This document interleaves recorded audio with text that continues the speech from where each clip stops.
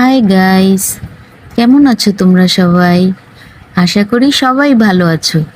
আল্লাহর রহমতে আমিও খুব ভালো আছি।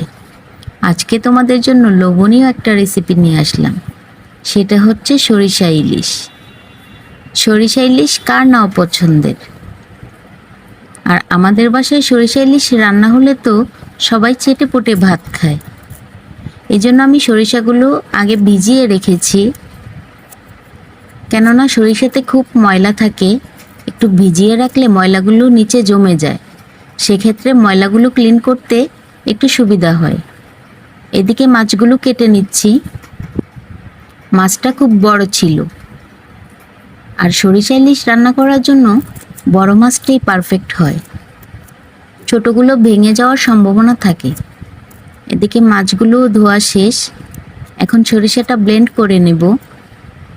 ব্লেন্ডটা খুব ভালোভাবে করতে হবে, তাহলে আর দানা দানা থাকবে না।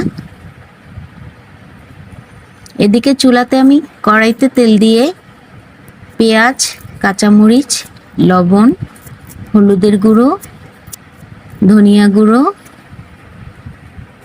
মরিচের গুঁড়ো দিয়ে কয়েক ফালি রসুন কুচি করে দিব। এখন মশলাটা ভালো করে কষিয়ে নেব। মশলাটা কষানো হয়ে গেলে ব্লেন্ড করা সরিষাগুলো দিয়ে দেব। সরিষাটাও ভালো করে কষাতে হবে, কারণ মাছগুলো দেওয়ার পর কোনো নাড়াচাড়া করা যাবে না, তাই সরিষাটা ভালো করে কষাতে হবে। কষানো হয়ে গেলে আমি অল্প পরিমাণ পানি দিয়ে দিয়েছি। ঝোলটা একটু ফুটে আসলেই মাছগুলো দিয়ে দেব। লক্ষ্য রাখতে হবে, মাছ দেওয়ার পর কোনো খুন্তি দিয়ে নাড়াচাড়া করা যাবে না, বেশিক্ষণ রান্নাও করা যাবে না। কিছুক্ষণ ভাপে রাখলেই সরিষা ইলিশ রেডি। আর সরিষা ইলিশ খেতে সরিষার তেলটা ব্যবহার করলে বেশি ভালো হয়, ঘ্রাণ হয় খুব। এবার খাওয়ার পালা।